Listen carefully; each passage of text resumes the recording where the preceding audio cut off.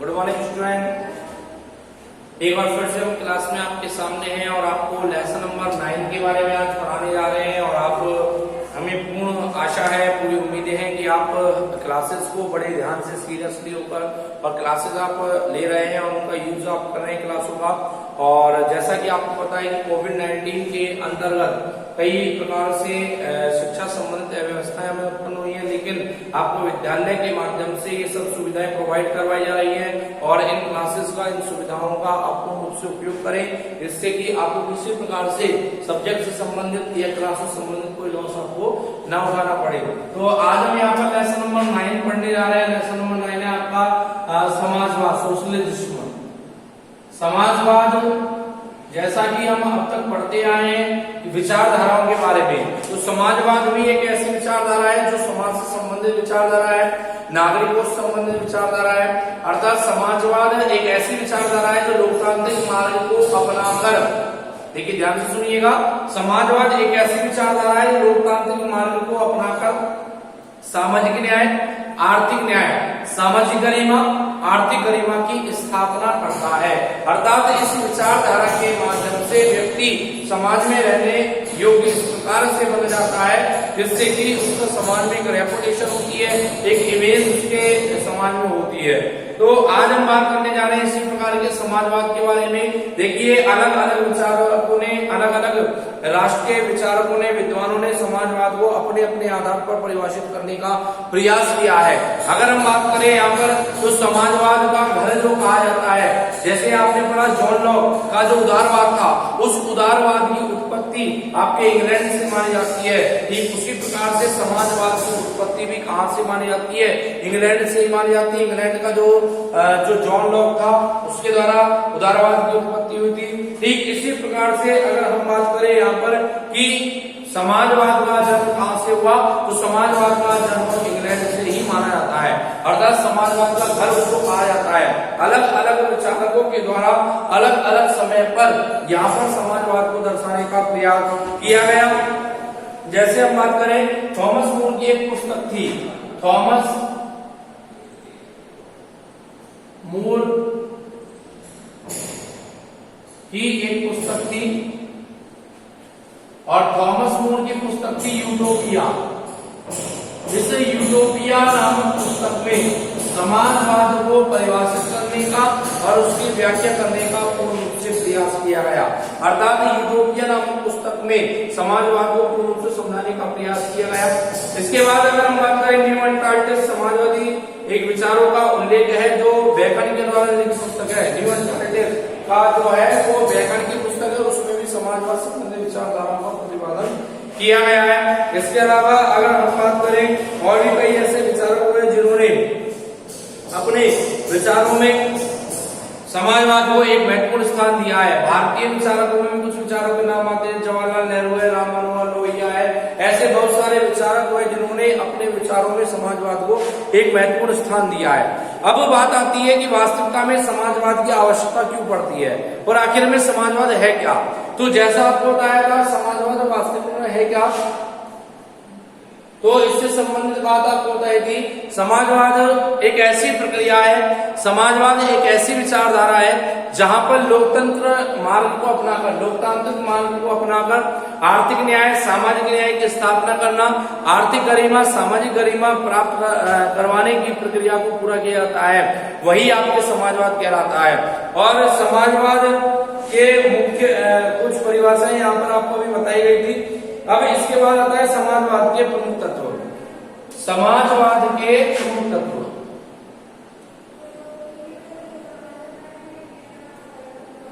समाजवाद के प्रमुख तत्व। तो देखिए समाजवाद के प्रमुख तत्वों की अगर हम बात करें तो समाजवाद के प्रमुख तत्वों में पहला आता है पूर्णवादी और साम्यवादी दोनों ही अतिवादी है। यानी कि समाजवाद का ये मानना है, समाजवादी विचारकों का ये मानना है कि जो दो प्रकार की विचारधारा है, दो प्रकार की विचारधारा कौन कौन सी? पूंजीवादी व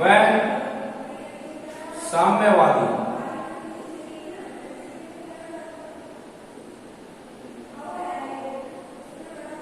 पूंजीवादी और साम्यवादी दोनों ही विचारधारा अतिवादी माने जाते हैं। पूंजीवादी जो अमेरिका के द्वारा अपनाई जाने वाली विचारधारा है, साम्यवाद जो सोवियत संघ के द्वारा अपनाई गई विचारधारा है। अर्थात इनका मानना है कि पूंजीवादी और साम्यवादी दोनों प्रकार की विचारधारा कहीं ना कहीं राष्ट्र को नुकसान पहुंचाती है, नागरिक को नुकसान पहुंचाती है। अर्थात ये दोनों ही विचारधारा किसी न किसी रूप में किसी वर्ग विशेष का ही समर्थन करती है। ऐसा नहीं कि राज्य का भी समर्थन करती हो, नागरिक का भी समर्थन करती हो।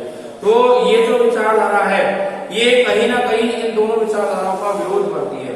दूसरा है जनतांत्रिक व्यवस्था में विश्वास। देखिए समाजवाद, मैंने आपको स्टार्टिंग में बताया था कि लोकतांत्रिक मार्ग को अपनाकर, अर्थात समाजवाद जो विचारधारा है, समाजवादी जो विचारधारा है मुख्य रूप से जनतंत्र को स्वीकार करती है, लोकतंत्र को स्वीकार करती है। जनतंत्र क्या होता है? जनता तंत्र शासन, जिसको हम लोकतंत्र भी कहते हैं, प्रजातंत्र भी कहते हैं। यानी कि इन सब का मतलब होता है जनता का, जनता के द्वारा जनता के लिए किया जाने वाला शासन ही लोकतंत्र, प्रजातंत्र, जनतंत्र के नाम से जाना जाता है। और समाजवाद उसी जगह पर स्थापित हो सकता है, समाजवाद वहीं पर निरंतर उसे चल सकता है जहां पर जनता की इच्छाओं का ध्यान रखा जाता है। जनता को अधिकार होते हैं, जनता के हाथों में शक्तियां होती है शासन चलाने के लिए। तो ये जो विचारधारा है वो जनतांत्रिक व्यवस्था पर विश्वास रखता है, क्योंकि जनतांत्रिक व्यवस्था मतलब जनतंत्र ही एक ऐसा साधन है जिसके माध्यम से आम नागरिकों को पूर्ण रूप से अधिकार स्वतंत्रता प्राप्त होती है। तीसरा है मानवता में विश्वास। इसका अर्थ मानवता में विश्वास का मतलब होता है कि ये जो विचारधारा है ये मानवता में पूर्ण विश्वास करती है। जिसका मानना है कि समाजवाद को अगर आगे बढ़ाना है, समाजवाद को स्थापित करना है, तो मानवता के नियमों की पालना हमें करनी होगी। मानवता के नियम क्या होते हैं? नैतिकता के नियम जो होते हैं वो मानवता के नियम होते हैं। जैसा आपको बताया था पूर्व में भी कि सत्य, अहिंसा, परोपकार, करुणा, दया, ये सब मानवता के काम होते हैं। और मानवता के नियम में मानवता के तत्वों को स्वीकार करते हुए हमें मानवता में विश्वास करना चाहिए। किसी जाति विशेष के नाम पर, धर्म विशेष के नाम पर या किसी भी प्रकार के समूह विशेष के नाम पर हमें संघर्ष की स्थिति उत्पन्न नहीं करनी चाहिए। इसलिए कहा जाता है कि जो समाजवाद है वो मानवता में विश्वास करती है। अर्थात उनका मानना है कि प्रत्येक नागरिक का को लाभ प्राप्त हो सके, प्रत्येक नागरिक आगे बढ़ सके, प्रत्येक नागरिक के अधिकार और स्वतंत्रताओं का ध्यान रख सके, उनकी इच्छाओं का ध्यान रख सके। इसके बाद है आपके आध्यात्मिक नैतिक मूल्यों का समर्थक। आध्यात्मिक नैतिक मूल्यों के समर्थक का मतलब है कि जो मानवता के जो नैतिक मूल्य होते हैं या धर्म से संबंधित नैतिक मूल्य जो होते हैं, या हम एक प्रकार से कह सकते हैं कि जो वैचारिक नैतिक मूल्य होते हैं या धार्मिक मूल्य जो होते हैं उनका हमें हमेशा समर्थन करना चाहिए। तो निश्चित रूप से समाजवाद की स्थापना हो सकती है। अगर आध्यात्मिक नैतिक मूल्यों का समर्थन और उनका सहयोग अगर हम करते रहे तो निश्चित रूप से हम समाजवाद को स्थापित कर सकते हैं। लेकिन उनका विरोध करने की स्थिति में समाजवाद कभी भी स्थापित नहीं हो सकता। इसके बाद है वर्ग संघर्ष से कोताही। वर्ग संघर्ष से कोताही का मतलब क्या होता है? वर्ग संघर्ष से कोताही का मतलब होता है कि किसी समाज में या राष्ट्र में किसी प्रकार के वर्ग का निर्माण नहीं होना चाहिए। वह वर्ग का निर्माण ना किसी जाति के नाम पर हो, ना किसी वर्ग के नाम पर हो, ना समूह के आधार पर हो। आपने अब तक पिछले लेसन में पढ़ा था कि श्रमिकवाद और पूंजीवाद ये दो वर्ग होते हैं और उनमें प्रारंभ से लेकर अब तक संघर्ष की स्थिति बनी आ रही है और बनती रहेगी। अर्थात यहाँ पर किसी न किसी प्रकार से वर्ग संघर्ष को समाप्त करने, वर्ग संघर्ष का विरोध करने की बात कही गई है। उनका मानना है कि हमें किसी प्रकार से वर्गों का निर्माण नहीं करना चाहिए, वर्गों के प्रति संघर्ष की स्थिति उत्पन्न नहीं करनी चाहिए, क्योंकि समाजवाद किसी भी वर्ग विशेष का समर्थन नहीं करता है।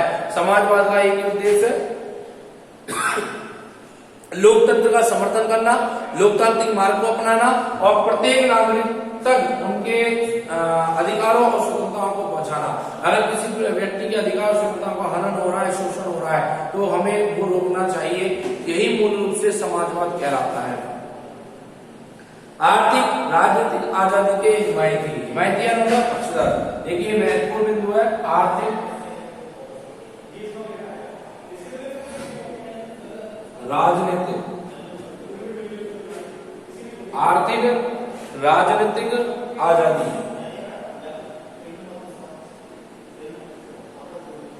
आर्थिक राजनीतिक आजादी के पक्षधर हिमायती अर्थात इसका मतलब ये होता है कि समाजवाद का ये मानना है कि जो व्यक्ति जिस राष्ट्र में रह रहा है, जिस समाज में रह रहा है, उस राष्ट्र में, उस समाज में उसको आर्थिक स्वतंत्रता प्राप्त होनी चाहिए, राजनीतिक स्वतंत्रता प्राप्त होनी चाहिए। आर्थिक स्वतंत्रता क्या होती है?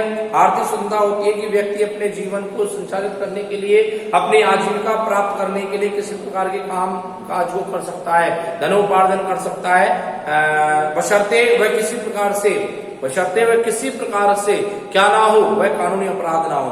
अगर कोई कानूनी अपराध नहीं है और उससे उसकी आजीविका और धनोपार्जन करने में सक्षम है, तो ऐसी स्थिति में वो धनोपार्जन कर सकता है, आजीविका प्राप्त कर सकता है। लेकिन अगर कोई कानूनी रूप से अपराध माना जाता है तो उस कार्य को वह अपने जीवन के लिए नहीं कर सकता है।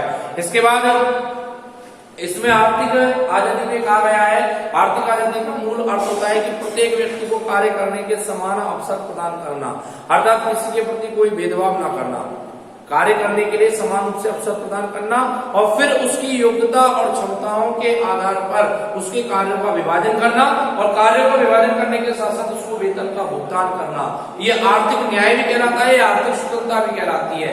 आर्थिक न्याय और आर्थिक स्वतंत्रता दोनों आपको यहाँ पर समझाने का प्रयास किया गया है। दोनों कौन से? आर्थिक न्याय और आर्थिक स्वतंत्रता, ये दोनों बातें आपको समझाई गई है।